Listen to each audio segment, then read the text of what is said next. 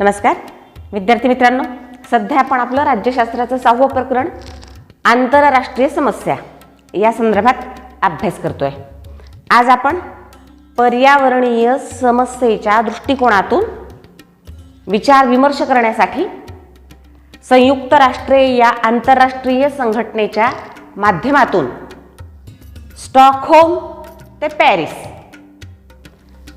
या ठिकाणी परिषदांचं आयोजन करून कशा पद्धतीने ही समस्या तिची तीव्रता कमी करण्याच्या दृष्टिकोनातून प्रयत्न केले गेले त्या संदर्भात माहिती पाहणार आहोत। मागच्या तासिकेला आपण पाहिलं की पर्यावरणाच्या ऱ्हासास कारणीभूत ठरणाऱ्या गोष्टी आणि पर्यावरण ऱ्हासाचे जे दृश्य परिणाम आम्हाला दिसत आहेत, आम्हाला भोगावे लागत आहेत, भोगावे लागणार आहेत जर आम्ही वेळीच या समस्येचं निराकरण केलं नाही, त्या समस्येच्या संदर्भात जाणीव जागृती निर्माण केली नाही आणि जबाबदारीची जर जाणीव आपल्याला निर्माण झाली नाही तर आजच्या तासिकेला आपण बघूया संयुक्त राष्ट्रे या संघटनेने ही पर्यावरणीय समस्या तिची तीव्रता कमी करण्याच्या दृष्टिकोनातून, तिची दाहकता कमी करण्याच्या दृष्टिकोनातून आतापर्यंत आंतरराष्ट्रीय स्तरावरती काय काय आणि कशा कशा पद्धतीने प्रयत्न केलेले आहेत। थोडक्यात ही समस्या सोडवण्याचा प्रयत्न आतापर्यंत कसा केला गेलेला आहे पहा। मागच्या तासिकेला आपण पाहिलं की पहिल्यांदा पर्यावरण संरक्षणाची जाणीव आणि गरज या गोष्टी मांडल्या गेल्या त्या संयुक्त राष्ट्रीय संघटनेच्या मार्फत 1970 मध्ये, आणि त्यानंतर त्याचा पुढचा टप्पा म्हणून 22 एप्रिल 1970 मध्ये अनेक जे स्वयंस्फूर्तपणे पर्यावरण रक्षणासाठी काम करणारे, पर्यावरण बचाव आंदोलन उभं करणारे, पर्यावरण रक्षणासाठी थोडक्यात लढणारे ज्या संघटना आहेत, त्या संघटनेचे जे कार्यकर्ते आहेत त्यांच्या मार्फत हा दिवस 22 एप्रिल 1970 हा दिवस पहिला वसुंधरा दिन म्हणून त्यांनी साजरा केला, आणि त्यानंतर आपण आजतागायत 22 एप्रिल हा दिवस वसुंधरा दिन म्हणून साजरा करतो। तर सुरुवात तर झाली 1970 मध्ये, पण संयुक्त राष्ट्र या संघटनेने आणखी पुढची पावलं उचलली, कारण हा अत्यंत ज्वलंत आणि ज्याचा विचार झालाच पाहिजे असा प्रश्न पर्यावरणाचा निर्माण झालेला होता। आणि त्या दृष्टिकोनातून स्टॉकहोम या ठिकाणी, आता स्टॉकहोम हे शहराचं नाव आहे, स्वीडन हा देश, स्वीडन या देशाची ओळख ज्या ठिकाणी अनेक क्षेत्रामध्ये, मग भौतिकशास्त्र, रसायनशास्त्र, जीवशास्त्र, शांतता, साहित्य, अर्थशास्त्र या क्षेत्रामध्ये अतुलनीय कामगिरी करणाऱ्या लोकांना पुरस्कार दिला जातो ज्याचं नाव आहे नोबेल। सर अल्फ्रेड नोबेलचा हा देश, आणि अल्फ्रेड नोबेल यांच्या नावावरती त्यांच्या इच्छेनुसार हा विविध क्षेत्रामध्ये काम करणाऱ्या लोकांना पुरस्कार दिला जातो, तो स्वीडन हा देश। त्याचप्रमाणे पर्यावरण स्नेही म्हणून जिची ओळख आहे ग्रेटा थुनबर्ग ही याच देशाची, तर हा स्वीडन हा देश त्यातलं एक अत्यंत पर्यावरण स्नेही लोकांचं निवासस्थान असलेलं असं शहर म्हणजे स्टॉकहोम। कुठलं शहर आहे? स्वीडन या देशातलं। या स्टॉकहोम या शहरामध्ये संयुक्त राष्ट्रीय आंतरराष्ट्रीय संघटनेनं एका परिषदेचं आयोजन केलं। एक नाही, दोन नाही, तब्बल 10 ते 11 दिवस ही परिषद चालली। साधारणपणे 5 जून ते 16 जून 1972 मध्ये एक पर्यावरण परिषद आयोजित करण्यात आली। कुणी केली? संयुक्त राष्ट्रे या संघटनेने। कशावरती विचार करण्यासाठी? पर्यावरणाच्या तत्कालीन आणि दीर्घकालीन समस्येच्या संदर्भात विचार करणं आणि त्याच्यावरती सर्व सहमतीनं, सर्वांच्या सहकार्याने, सर्वांच्या विचाराने उपाययोजना सुचवणं। मग या परिषदेचा आपण 5 ते 6 मुद्द्यांच्या अनुषंगाने अभ्यास करणार आहोत।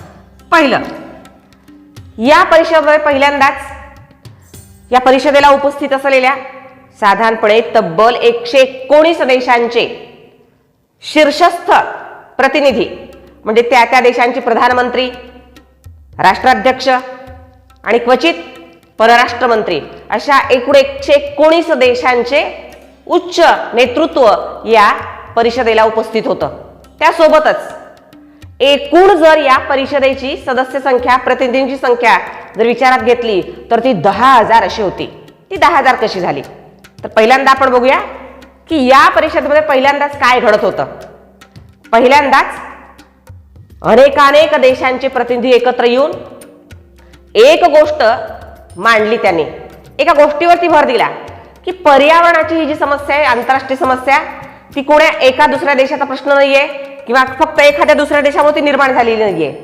कोणत्याही देशाच्या कशाही व्यवहारामुळे, वर्तनामुळे, वागणुकीमुळे, बेजबाबदारपणामुळे पर्यावरणाचा ऱ्हास होत असेल तर त्याचा फटका मात्र, त्याचा धोका मात्र सगळ्याच जगातल्या राष्ट्रांना भोगावा लागणार आहे. त्या दृष्टिकोनातून सर्व सहकार्याने आणि सर्व सहमतीने ही सर्वांचीच जबाबदारी आहे असं समजून ही पर्यावरणाची समस्या सोडवण्यासाठी सगळ्यांनी यानंतर पुढे भविष्यात वागण्याचं, निर्णय घेण्याचं आणि एक जबाबदार राष्ट्र म्हणून भूमिका बजावण्याचा त्या ठिकाणी आग्रह धरण्यात आला आणि सगळ्यांनी ते मान्य केलं. म्हणजे सर्वांच्या सहकार्याने, पर्यावरणाचा प्रश्न सर्वांच्या सहकार्याने व सहमतीने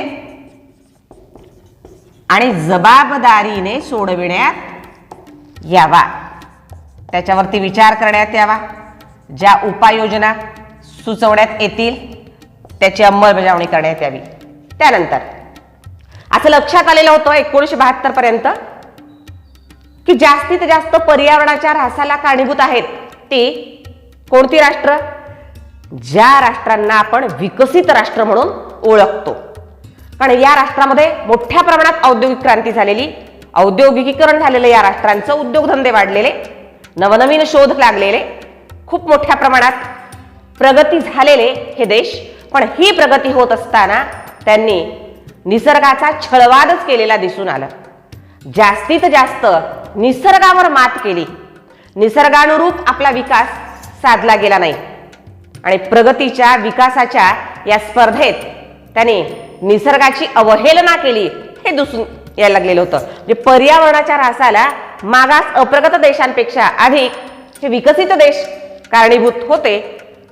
याच्यावरती भर देऊन ज्या राष्ट्रांनी पर्यावरणाचा ऱ्हास मोठ्या प्रमाणात केला त्या राष्ट्रांनीच प्रथम या पर्यावरणाच्या संतुलनाला आणि पर्यावरणाची ही जी समस्या आहे तिच्या सोडवणुकीसाठी पहल केली पाहिजे, त्याच्यासाठी जबाबदारी उचलली पाहिजे, यावर जास्त भर दिला ते विकसनशील राष्ट्रांनी.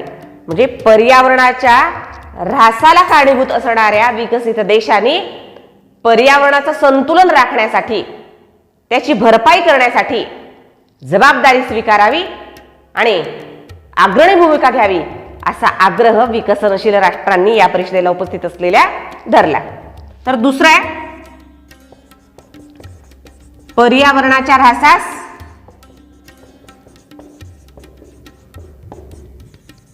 कारणीभूत असणाऱ्या विकसित राष्ट्रांनी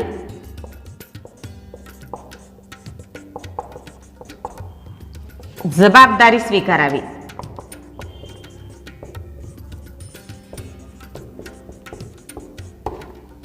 आणि प्रयत्नशील राहावं कशा पद्धतीने आपल्याला या पर्यावरण ऱ्हासाची जी समस्या आहे ती सोडवता येईल.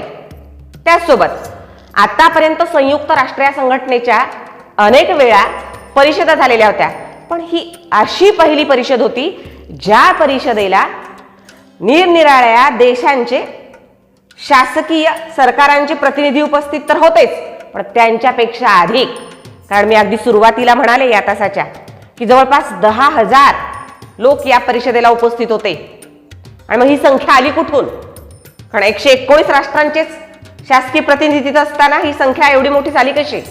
तर या परिषदेला पहिल्यांदाच निरनिराळ्या देशांमध्ये पर्यावरण तज्ज्ञ, पर्यावरण स्नेही जी मंडळी होती, त्यांच्या ज्या संघटना होत्या, पर्यावरण रक्षणासाठी कार्यरत असणाऱ्या या संघटनांचे प्रतिनिधी, म्हणजे बिगर शासकीय संघटनांचे प्रतिनिधी हे शासकीय प्रतिनिधींपेक्षा खूप मोठ्या प्रमाणामध्ये उपस्थित होते.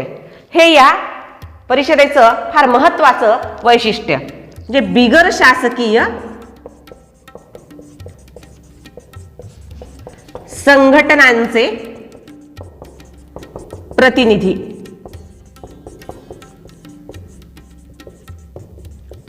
उपस्थित होते आणि ते स्वतः काम करीत असल्याने, स्वतः फील्ड वर्क करीत असल्याने त्यांना त्याची पुरेपूर जाणीव होती की हा प्रश्न किती भयानक आहे आणि तो सोडवण्यासाठी आपल्याला काय उपाययोजना कराव्या लागणार आहेत. ठीक आहे. त्याच्या पुढे या परिषदेमध्ये संयुक्त राष्ट्र संघटनेनं एक पर्यावरण संरक्षणाचा कार्यक्रम परिषदेला उपस्थित असणाऱ्या सगळ्या राष्ट्रांसाठी आखून दिला. आणि जेव्हा परिषद संपणार होती, जेव्हा हे प्रतिनिधी आपापल्या देशामध्ये जाणार होते, त्यावेळी त्यांनी आपल्या देशामध्ये पर्यावरण रक्षणाचा हा कार्यक्रम राबवणं अत्यंत महत्वाचं होतं आणि त्यावरती संयुक्त राष्ट्रे ही संघटना लक्ष ठेवणार होती. कारण नुसतंच विचार करणं, चर्चा करणं, उपाययोजना सुचवणं, कार्यक्रम तयार करणं हे जितकं महत्वाचं होतं, त्याच्याही पेक्षा त्या कार्यक्रमाची अंमलबजावणी करणं हे अत्यंत महत्वाचं होतं. म्हणून संयुक्त राष्ट्रांनी एक कार्यक्रम ठरवून दिला या परिषदेमध्ये, ज्याला संयुक्त राष्ट्राचा पर्यावरण कार्यक्रम असं संबोधलं जातं.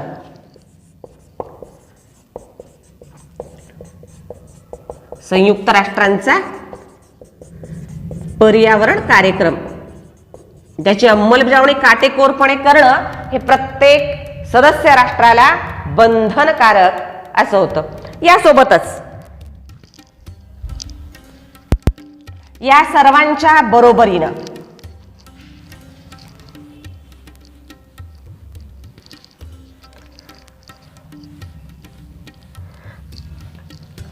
या परिषदेमध्ये अनेक आंतरराष्ट्रीय नियम तयार करण्यात आले पर्यावरण रक्षणाच्या दृष्टिकोनातून.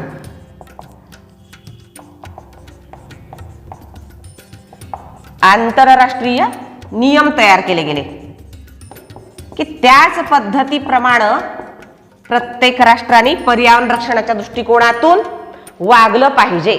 आपल्या औद्योगिक आणि इतर क्षेत्रातला विकास केला पाहिजे की जेणेकरून पर्यावरणाला धोका आणि धक्का पोहोचणार नाही. आणि अनेक चळवळी सुद्धा आपापल्या राष्ट्रामध्ये निर्माण करण्याविषयीची मार्गदर्शक तत्व या परिषदेमध्ये ठरवून देण्यात आली. म्हणजे प्रत्येक देशामध्ये पर्यावरणाच्या ऱ्हासाला कारणीभूत असणाऱ्या गोष्टींची जाणीव त्या त्या देशातल्या नागरिकांना करून देणं, त्यांच्यामध्ये जाणीव जागृती निर्माण करणं, पर्यावरण संरक्षणाची गरज त्यांना समजावून सांगणं, त्याच्यासाठी चळवळ उभी करणं, त्याच्यासाठी कार्यक्रम आखून देणं, या गोष्टी करणं हे बंधनकारक केलं गेलं. आंतरराष्ट्रीय वागणुकीचे नियम सुद्धा तयार केले गेले, चळवळी उभारल्या गेल्या.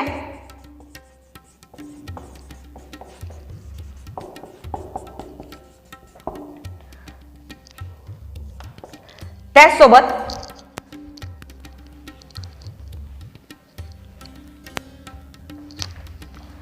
या पुढं ज्या ज्या म्हणून चळवळी झाल्या त्या त्या चळवळींना बिगर शासकीय पर्यावरण रक्षणाच्या क्षेत्रामध्ये काम करणाऱ्या ज्या संघटना आहेत त्या संघटनांचा सहभाग हा खूपच महत्त्वपूर्ण ठरला.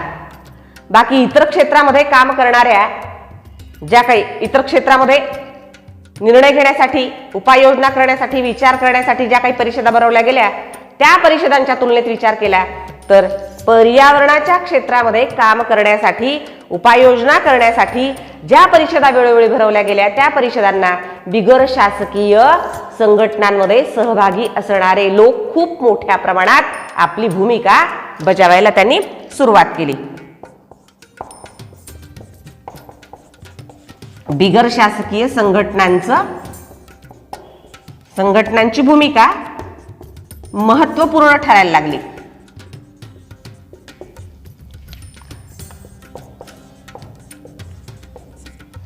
हे झालं स्टॉकहोम परिषदेच्या संदर्भामध्ये. यात जागतिक सामायिक अशी जी काही संपत्ती आहे त्या संपत्तीच्या क्षेत्रात सुद्धा विचार करणं गरजेचं वाटू लागलं आणि त्या दृष्टिकोनातून आणखी एक परिषद पुढे घेण्यात आली. तिचं नाव आहे रिओ आंतरराष्ट्रीय पर्यावरण परिषद. बघा, ही गोष्ट पण हळूहळू पुढे येऊ लागली होती.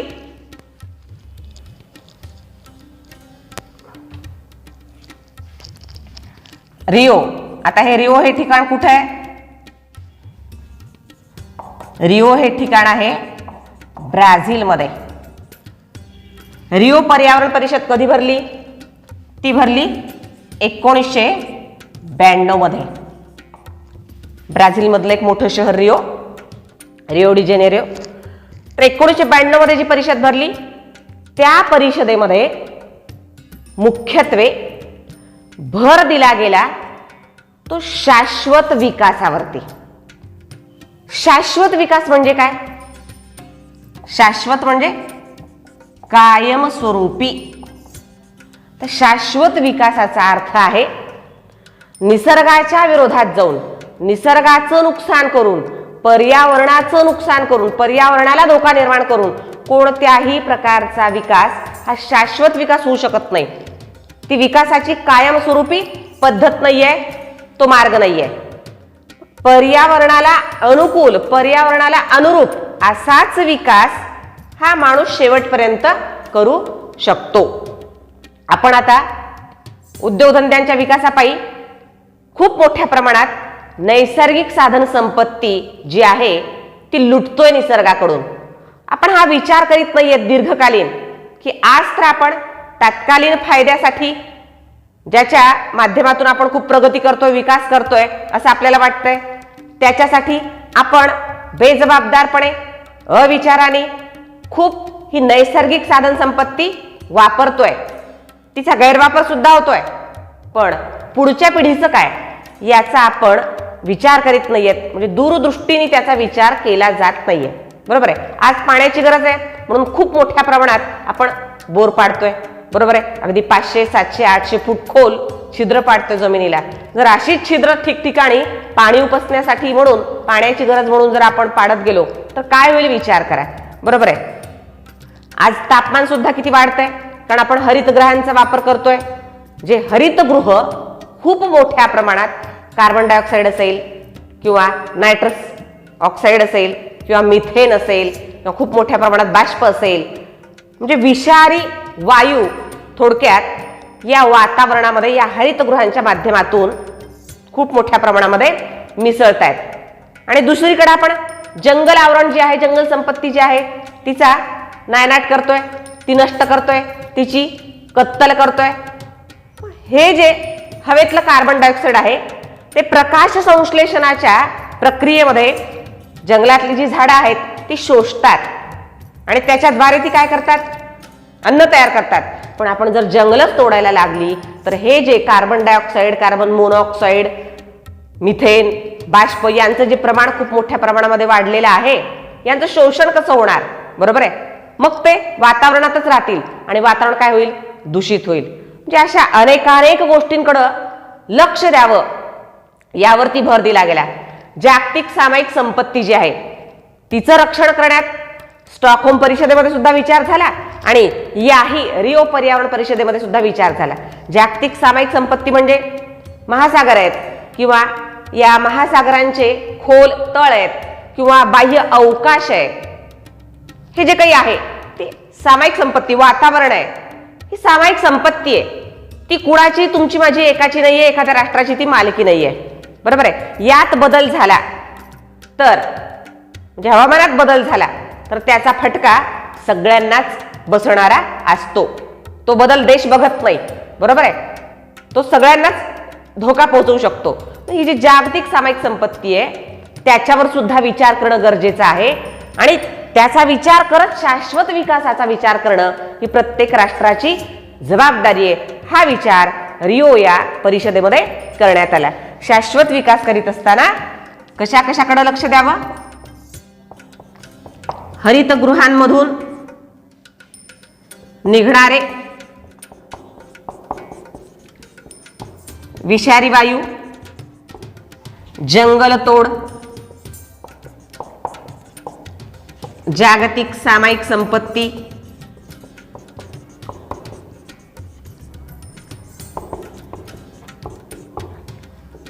इत्यादी बाबींचा विचार करणं आवश्यक आहे, असं रिओ पर्यावरण परिषदेमध्ये ठरवण्यात आलं. मूळ संकल्पना शाश्वत विकास ही होती, याच्यावरती भर देण्यात आला. त्याच्या पुढे आणखी एक परिषद झाली, ती म्हणजे क्योटो या ठिकाणी. जपान मधलं अतिशय सुंदर शहर क्योटो. त्या क्योटो या शहरात संयुक्त राष्ट्र संघटनेची परिषद भरली आणि तिचे इसवी सन आहे 1997. आणि या परिषदेमध्ये मुख्यत्वे हवामान बदल याच्यावरती भर देण्यात आला. ज्या हवामान बदलांचे अनेक परिणाम आहेत. तापमानात वाढ होतीये, जागतिक तापमानामध्ये वाढ होतीये, पर्जन्याचं प्रमाण कमी अधिक होतंय, म्हणजे अनावर्षण होतंय किंवा अवर्षण होतं आहे. अनेक वनस्पती सृष्टी म्हणा किंवा प्राणीसृष्टी म्हणा, त्यातले अनेक जीव हे नष्ट होताना आपल्याला दिसतात. काही स्थलांतर करीत असताना दिसतात. आजूबाजूचं वातावरण त्यांना पोषक राहत नाही, अशा वेळी ते स्थलांतर करण्याचा विचार करतात, स्थलांतर करतात. हे कधी शक्य होतं, कधी शक्य होत नाही, अशात ते जीव नष्ट होतात. जसं ब्ल्यू व्हेल या समुद्री जलचराचा जीव खूप धोक्यात आलेला आहे, असं संशोधक म्हणतात. म्हणजे हवामान बदल आणि या हवामान बदलाला जबाबदार जास्तीत जास्त आहेत ती विकसित राष्ट्र. त्यामुळे विकसित राष्ट्रांना या हवामान बदलाच्या संदर्भात त्यांचं वागणं कसं असावं, त्यांनी कोणत्या नियमांचं पालन करावं, यासाठी म्हणून एक 15 वर्षासाठी मापदंड ठरवून देण्यात आले. कुणाला? विकसित राष्ट्रांना 15 वर्षासाठी काही मापदंड, त्यांनी वागायचं कसं, काय करायचं आणि काय करायचं नाही, हे सांगण्यात आलं या क्योटोच्या परिषदेमध्ये. त्यानंतर परिषद भरली पॅरिस परिषद. फ्रान्सची राजधानी पॅरिस ही भरली 2015 मध्ये. यातही हवामान बदल, कारण हा फारच मोठा प्रश्न बनलेला आहे, हवामान बदलावरती विचार केला गेला. आणि या परिषदेमध्ये असं ठरवलं गेलं की विकसित राष्ट्र हा हवामान बदल रोखण्यासाठी, ही जी जागतिक तापमान वाढ आहे ती रोखण्यासाठी किंवा पर्यावरणाचा ऱ्हास रोखण्यासाठी ज्या ज्या काही उपाययोजना करीत आहे, जे काही तंत्रज्ञानाची मदत घेत आहे, ते तंत्रज्ञान त्याने विकसनशील राष्ट्रांनाही पुरवावं, त्याची माहिती द्यावी, त्या संदर्भात सहकार्य करावं, असं या पॅरिस परिषदेमध्ये ठरवण्यात आलं. थोडक्यात पर्यावरण ऱ्हास जो व्हायला लागलेला आहे तो रोखणं आवश्यक आहे, पर्यावरणाचं संतुलन राखणं आवश्यक आहे. या दृष्टिकोनातून 1970 पासून ते आजपर्यंत विविध पद्धतीने आंतरराष्ट्रीय क्षेत्रामध्ये विचार विमर्श होऊ लागलेला आहे, उपाययोजना सुद्धा केल्या जाऊ लागलेल्या आहेत. आणि हे असं केलं जाणं सगळ्या तमाम जीवसृष्टीसाठी अत्यंत आवश्यक आहे, ही बाब मात्र सत्य आहे. ठीक आहे, तर याच्यावरती 2 गुणांसाठी टिपाल्या असा प्रश्न विचारला जाऊ शकतो. स्टॉकहोम पर्यावरण परिषद, टिपाल्या, रिओ पर्यावरण परिषद, क्योटो पर्यावरण परिषद किंवा पॅरिस पर्यावरण परिषद. पुढे जाऊया आपण. आणखी एक समस्या आहे, ज्या समस्येनं सगळ्या जगाला ग्रासलेला आहे, ती म्हणजे दहशतवाद. साधारणपणे 60च्या दशकामध्ये दहशतवादाला सुरुवात झाली. अरब इस्रायल युद्धाच्या पार्श्वभूमीवरती या दहशतवादाला सुरुवात झालेली दिसून येते. मग जगात 60च्या दशकानंतर आजपर्यंत अनेक दहशतवादी संघटना उदयाला आलेल्या आहेत.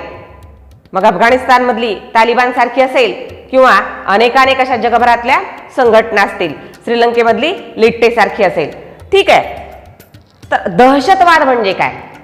दहशतवादाची व्याख्या राजकीय उद्दिष्ट साध्य करण्यासाठी, काय म्हणते मी, राजकीय उद्दिष्ट साध्य करण्यासाठी निरपराध नागरिकांना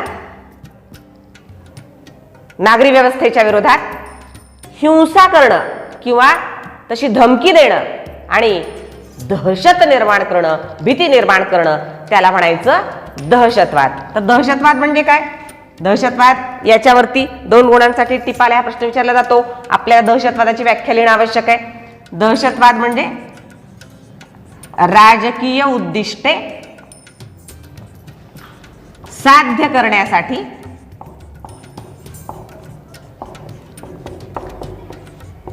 निरपराध नागरी व्यवस्थेच्या विरोधात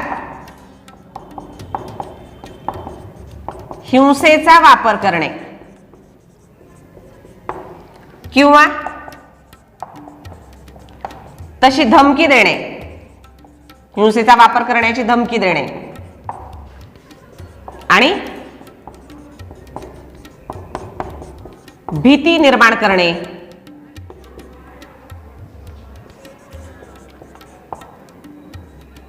वा दहशत निर्माण करणे.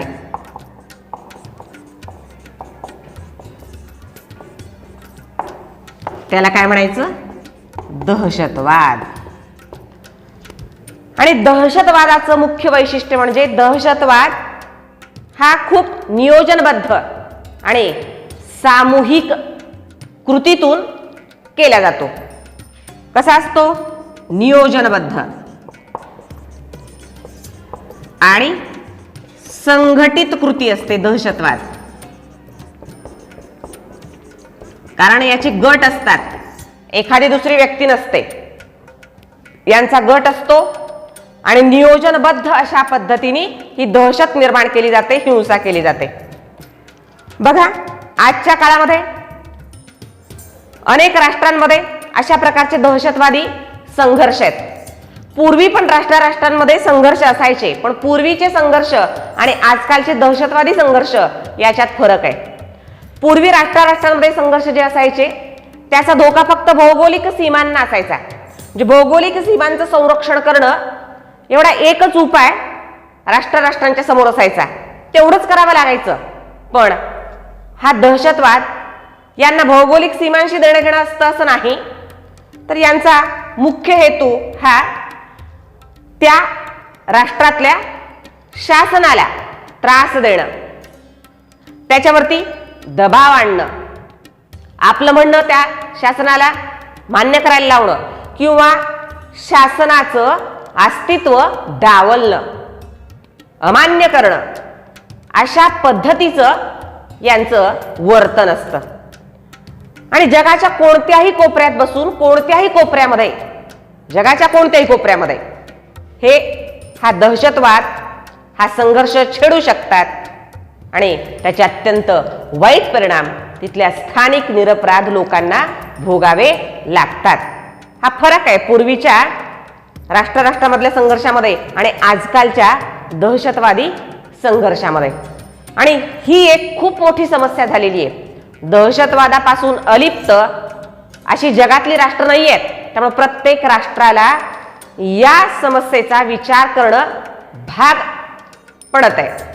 मग काही दहशतवादाला प्रमोट करणारी असतात, दहशतवाद ज्यांच्या राष्ट्रामध्ये प्रायोजित करीत असतात अशी राष्ट्र असतात, तर काही यांना बळी पडणारी राष्ट्र असतात. पण दहशतवाद माहीत नाही, त्याची झळ पोचली नाही असं कुठलंच राष्ट्र या जगात राहिलेलं नाहीये.